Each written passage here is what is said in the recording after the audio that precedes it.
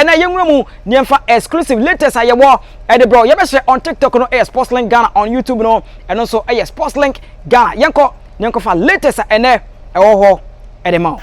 Young Shadi, I'm the executive council of the Ghana Football Association on Wednesday or more Bekumasi. Wednesday, February 7. Now, almost all more Bekumasi, almost be engage the media. Now, almost sa engagement we started last year. Now, last year, almost engage those in Accra and almost person, almost ba na almost media no. Is ya no person almost be brief media no almost church in Sembia. Koso almost say no edaho. Now, former sports minister ni Lante Vanderpool akasa also o can't sports ministry ni government ni nyina say omun dissolve GFA no or say this GFA cannot still be in power say the last 5 coaches or more form obia ba wonye hui no more pamomo or more for 5 coaches for the Blasters obia nye hui no more pamomo keke na or more results no more de ban nyina so ye nim guase enti yentie se de ni Lante Vanderpool echechemu we bra woka say the GFA must be dissolved.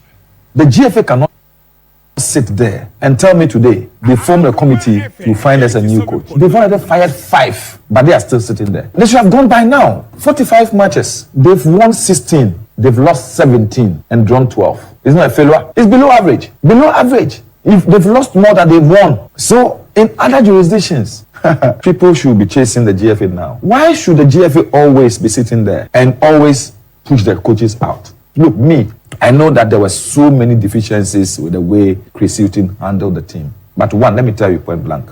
Or even if we bring Pep Guardiola, Jurgen Klopp, Jose Mourinho, Ancelotti, and we don't change the way our football has been structured, we don't take difficult decisions to deal with people who are benefiting at the expense of our national football, they will fail, just as Chris Hilton has failed. And me, if I were in government, the amount of money we spent in Chris Hilton, I rather wish that we don't sack him, but we will deploy him to the technical secretariat. And then what I would do is to assemble close to 50 of our former players, retired footballers. Say, Chris Hilton, we want you to develop a development strategy for these people to become coaches in the future. So we are building our human resource capacity. Chris Hilton has the connections. He's coached so many teams in Europe and England. So he will be able to get attachments for these people. He, with his experience, can draw the what I call a sort of syllabus for them to go through.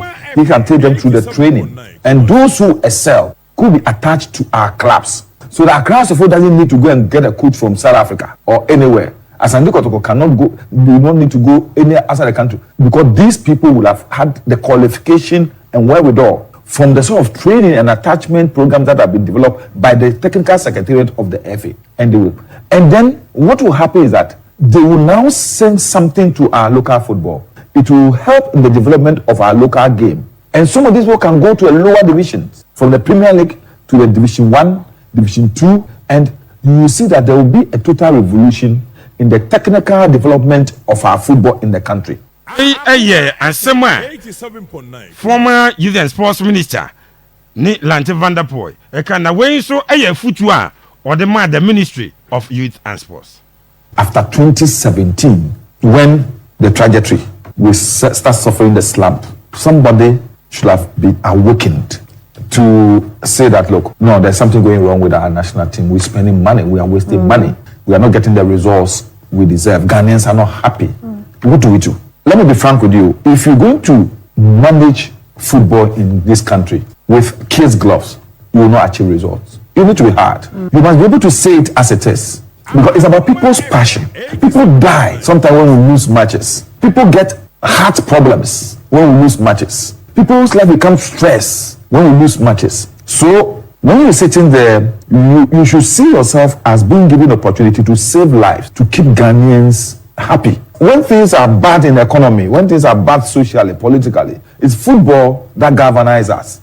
So the sports ministry must decide that, look, these are difficult things we have to do. These are difficult decisions we have to take. But we have to take them in the interest of Madagascar. Let people understand that, one, when you get an opportunity to play for our national team, it's a privilege. is an honor. You cannot hold the country to ransom for giving you that platform to show your talent and to tell the whole world that you are a footballer. Because if we don't give you that platform, the national platform, you will only be playing in your club. I see. And so many players are playing in clubs in Europe. So they are playing in better clubs than what our players are playing in. Their only ambition is to get opportunity to play for the national team. And in the past, the players play for the national team. Players play for the badge. They play for the flag. But today, it's money. What the hell does it mean for government to approve $30,000 as bonuses for players for qualifying to the next stage of the competition? It doesn't make sense at all. In fact, to me, the ultimate objective of coming to a national team is to play for us to win a cup. So even if you do not qualify for the next round, your bonus should even be reduced. Because the reason why we've called you is to win the trophy, the ultimate. So why should I get you money when you're moving towards the ultimate? Get the ultimate, and that's why I'll give you money. If you're not able to get to the ultimate, then you don't even deserve anything. Yes, ni Lante Vanderpool, a former youth and sports minister. Where you futua or the Ministry of Youth and Sports no, and if you all can't say a bino, and so say GF no guno. It's the last 5 coaches are Omafa no be any wabo branding in a cabo any guasie. Maybe so, Adenchi and I am politicians such a more opposition kuano what is right or muhu de beboa o mano or more opposition dia or muhu pass. What's a former sports minister? Yeah. And then some wakano a lot of nensam no it makes sense. Yeah. Nyansa will be brave, nensam na wakano, do na nyansa will. But say I can't say Kisuti and my technical directorate because of connections. Your top quality players are as footballers are. They played in one of the biggest clubs in Europe. As one more per connection, any problem for them. Michael Essien, Real Madrid, Chelsea, AC Milan, Sule Muntari ni Musa, John Mensah, Samuel Jan, Omunyine ni Musa. But as a former players now, they are reluctant. As we more to home per se, and yes, if you want to be in the football space, in Tinkaoko, Germany says here, Oliver Kane Dianka Uba also be a general channel. But even at its own club, Bayern Munich, Omujano Kain, this is a man who see a kind who take key courses to be a football administrator. And so I should Bayern system now. Are old players now and run it through. Not all players because no bobo. All players because UEFA are provided a platform for them to learn. Into be a player agent and Edwin van der Sar, CEO or sporting director for Ajax until ne yari ebai. Into ni because of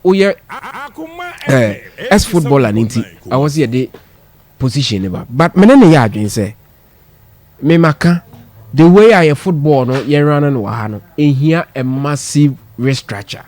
I was here ye because also the other nations bia na yebu omonintia in football terms near recognize omono the level and standards are omo druno infrastructures are omo ye ne kire say Ghana ye ya da powerful and see best sign ye near na one ye find how ye be cut the losses award the sports ministry award the football association near building infrastructure live service na adoso. But for Neil and Vanderpool, because on crowd during the terrain, you will be before say on a day 5,000 winning bonus, no, or take off from say any 5,000 winning bonus. And during the time, also, Obeka no ne question techi, there were issues between the two. And to on crowd say, oh, can't send me up exceptional. Ubeti me up a say Neil and Vanderpool during the time, and then your mind quite different. But I was yeah. Oh, can I now say? Is it that the government in power, no, are ready to listen to the call of the people? Because say can ye power there. Say starting a year there. I was say focus no call domestic football. juvenile football. Yeah. But baby, Nilante Van der Poel can mention that in Nyadre entirely, and they say, Uzia, Ushe Europe na. Players near provided avenues no be unless it's a parent at the say you want to play football. There are a lot of academies, pitches, and what have you. Will be training and develop a talent. And until I had no shot, player be a winning the pass, I go away the 34 and ready as we were 23. Because phobia. Yes, you had the net dinner. Sebaya, Grace no be fine one more piano. Amo be a who no crown. Yame. Into there are a lot of people and they omo Morocco, omo Moro market, omo Tom Pabwa, omo who almost omnim bobos is in to say kudus a boom. Omo born on your fraction of those people. But a he no be far developed talent, no. Chances near saying one eboano. Into a team break it through the national team Nidia or Virginia Zika. Because you ask yourself, say, Ghana no Nidia or yeah when a development na anything. I don't think I have right to dreamer. Players are all developing munina to munina and yes onward eba. It is a your national academy developing these players are. One player need right to even demand X amount of money from the nation. Because your impact and as an influence on the development. No? Baby, all corner or movie ahead. No? Sika be a bar, money saying you be. Yet you didn't tell a coach camarade. And on one day, Nisika Titing, Kadayan, will be in name one, a farmer not to say, for instance, Joe Famia. This our player, no. So, Casabi will demand this year. Obaka say, the patriotism no. But the discussion now, yeah, you ain't ye. A dear near the bois, Emo Mudru Hosa, but many yarding. Your football no crumhan. I was here restructured, you may be brave. Messi, last week, na me show old clips be 2003 Ghana Premier League. O share pitch panels a etwa ho ahia a bro 28. Nipa na o. Why? Because na league need to keep talent. Obeka advancement aba and access to football ni ade ewo ho.